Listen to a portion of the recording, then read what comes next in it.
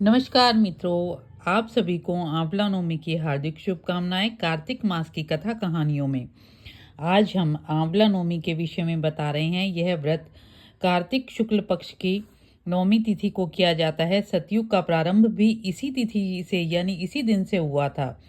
इस दिन गो, स्वर्ण, वस्त्र आदि दान देने से ब्रह्म हत्या जैसे महापाप से भी छुटकारा मिल जाता है। इस दिन आंवले के वृक्ष की पूजा की जाती है। पूजन विधान में प्रातः स्नान करके शुद्धात्मा से आंवले के वृक्ष के नीचे पूर्व दिशा की ओर मुंह करके षोडशोपचार से पूजन करना चाहिए। फिर उसकी जड़ में दुग्ध धारा चढ़ाकर चारों ओर से कच्चा सूत लपेटें और कपूर से आरती करते हुए 7 परिक्रमा प्रदान करें यानी प्रदक्षिणा दें। आंवले के वृक्ष के नीचे ब्राह्मण भोजन तथा दान देने का भी विशेष फल है। यानी यदि आप आंवले के वृक्ष के नीचे किसी ब्राह्मण को भोजन कराते हैं और उसको दान देते हैं तो उसका फल भी आपको अक्षय ही मिलता है।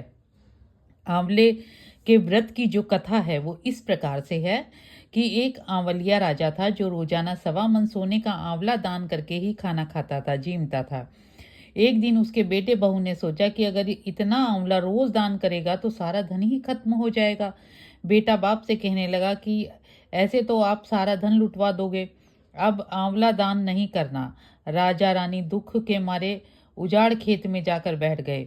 उन्हें वहां भूखे प्यासे बैठे हुए 7 दिन हो गए।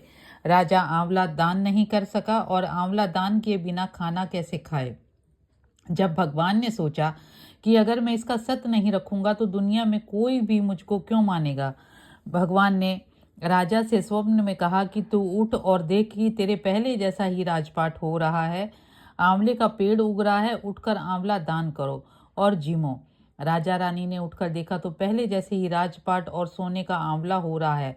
वे लोग रोजाना पहले की तरह 1.25 मन सोने का आंवला दान करने लगे। उधर बेटे बहू के अन्नदाता से बैर पड़ गए, यानी उनके कुछ भी ना रहा। आसपास के लोग कहने लगे कि जंगल में एक आंवलिया राजा रहता है, उसके पास चले जाओ, वह तुम्हारे दुख दूर कर देगा। वे लोग वहां पहुंचे तो रानी ने ऊपर से देख लिया। उसने अपने आदमी से कहा कि इनको काम पर रख लो, इनसे काम में कम कराओ और मजदूरी ज्यादा देना। एक दिन रानी ने अपनी बहू को बुलाकर कहा कि मेरा सिर धो दो। बहू सिर धोने लगी तो बहू की आंखों से आंसू गिरे। आंसू रानी की पीठ पर गिरने लगे। रानी ने पूछा, बहू तू क्यों रोने कैसे लगी, जैसे बात है वैसे बता। बहू बोली कि मेरी सास की पीठ पर भी ऐसा ही मस्सा था, वह भी 1.25 मन का आंवला रोजाना दान करती थी। हमने उन्हें आंवला दान करने नहीं दिया और घर से निकाल दिया। अब सास बोली कि हम ही तुम्हारे सास ससुर हैं, तुमने तो हमें निकाल दिया लेकिन भगवान ने हमारा सत रखा। हे भगवान, जैसे राजा रानी का सत रखा वैसे सबका रखना। कहते सुनते हुकारा भरते अपने सारे परिवार का रखना।